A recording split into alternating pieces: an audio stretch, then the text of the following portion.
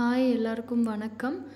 North இந்தியாவில் இருக்க பூரி ஜெகநாதர் கோவில் மாதிரியே நம்ம தமிழ்நாட்டிலையும் ஒரு கோவில் இருக்குது. திருவண்ணாமலை டிஸ்ட்ரிக்டில் இருக்க தென்னாங்கூர் அப்படின்ற ஊரில் இந்த கோவில் அமைஞ்சிருக்கு. ரொம்ப அழகான ஒரு கிருஷ்ணர் கோவில் தான் இது. ரீசன்ட் டைம்ஸில் நான் இங்கே விசிட் வந்தேன். ரொம்ப அழகாக இருந்துச்சு இந்த கோவில் பார்க்குறதுக்கு. ஒரு நல்ல பீஸ்ஃபுல்லான பிளேஸ். நீங்கள் விசிட் பண்ணணும்னு நினச்சிங்கன்னா போகலாம். 4 பக்கம் கோபுர வாசல் இருக்குது. இந்த 4 பக்கம் இருக்க கோபுர வாசலும் பார்த்திங்கன்னா நம்ம தமிழ்நாட்டில் இருக்க கோவில் மாதிரியே தான் வடிவமைச்சிருக்காங்க. கோவிலில் உள்ளார நமக்கு சாமி இருக்கிற அந்த மூலஸ்தான கோபுரம் மட்டும் நார்த் இந்தியன் டைப்பில் பண்ணியிருக்காங்க. இது என்ட்ரன்ஸில் இருக்கிற ஃபஸ்ட்டு கோபுர வாசல். இங்கேருந்து பார்த்தாலே நமக்கு அந்த கோபுரம் தெரியுது பாருங்கள். இந்த கோவிலில் இருக்க சாமியோட பேர் ஸ்ரீ பாண்டுரங்கர் ரகுமாயி தேவி அம்மையார். அவங்க அதை எழுந்தருளி இருக்கிற இந்த கோவில். இந்த கோவிலோட கோபுரம் 120 அடியில் கட்டப்பட்டிருக்கு.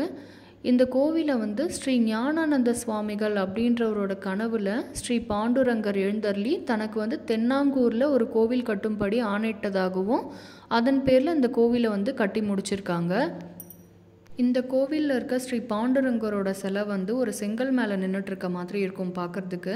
அதுக்கு பின்னாடி ஒரு வரலாற்று கதை இருக்குது. என்னென்னா, அந்த நாளில் விட்டலன் அப்படின்னு சொல்லிட்டு ஒருத்தர் வாழ்ந்து வந்தார். அவருக்கு அவங்க அம்மா அப்பானா ரொம்ப பிடிக்கும். அவர் ஒரு பெற்றோர் மேலே பற்றும் பக்தியும் வச்சு அவங்களுக்கு பணிவிடை செஞ்சு வாழ்ந்துட்டு வந்திருக்காரு.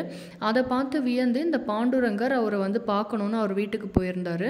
அப்போ அவர் அவங்க அம்மா அப்பாவுக்கு பணிவிடை செஞ்சுட்டு இருந்ததால் கொஞ்ச நேரம் இவரை காத்திருக்கும்படி சொன்னாராம்.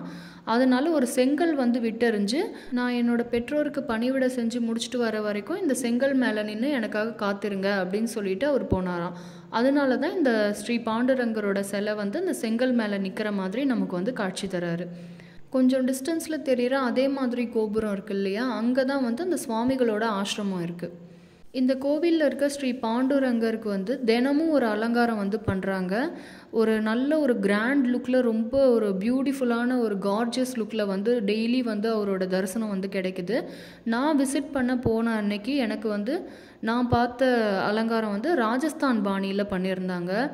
ரொம்ப அழகாக இருந்தது.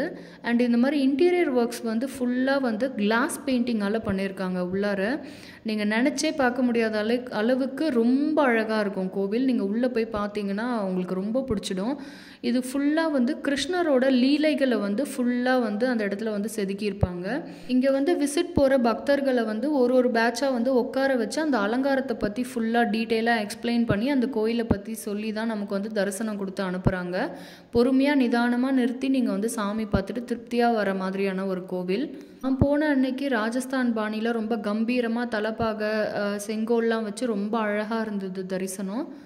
மற்ற அலங்காரம்லாம் நீங்கள் கூகுளில் போய்ட்டு சர்ச் பண்ணி பார்த்தீங்கன்னா தெரியும். எல்லாமே ரொம்ப அழகாக இருக்கும். நீங்களும் ஃபேமிலியோடு போயிட்டு பார்த்துட்டு எப்படி இருக்குன்னு சொல்லுங்கள். தேங்க்யூ.